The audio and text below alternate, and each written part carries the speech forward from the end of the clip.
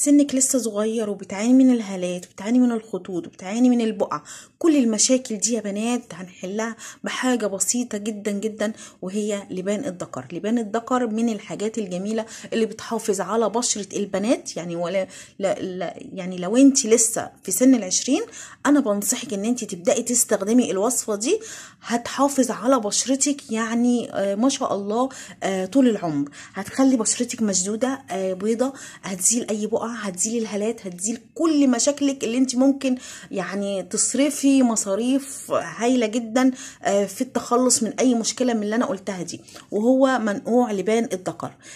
لبان الذكر او الكندر من اقوى المكونات اللي بتعمل على انها بتحافظ على البشرة، يعتبر كولاجين طبيعي بيمد البشرة بكل اللي هي افتقدتها مهما كان سنك. حتى لو عدى ال50 ابدأي اعملي الوصفة دي وهتشوفي النتيجة ان شاء الله. وكمان للبنات الصغيرين استخدموها، خلي التونر ده عندكم كده على في الحمام، في المطبخ، في اي حتة. المهم تقومي من النوم الصبح وتبدأي ترشي كده رشتين على بشرتك و بتدليك خفيف كده، وتسيبيه لحد ما ينشف. بعد كده بتشطفيه. بجد من الحاجات الجميله اللي هتعمل على شد البشره.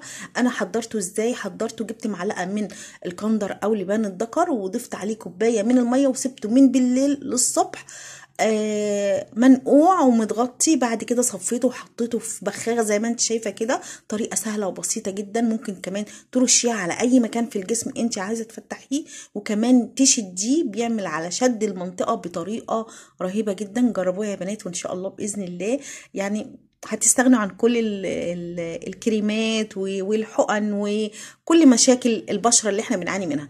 ده فيديو النهارده يا بنات، ما تنسوش بقى لايك الفيديو والاشتراك في القناه، واشوفك على الف خير، والسلام عليكم ورحمه الله وبركاته.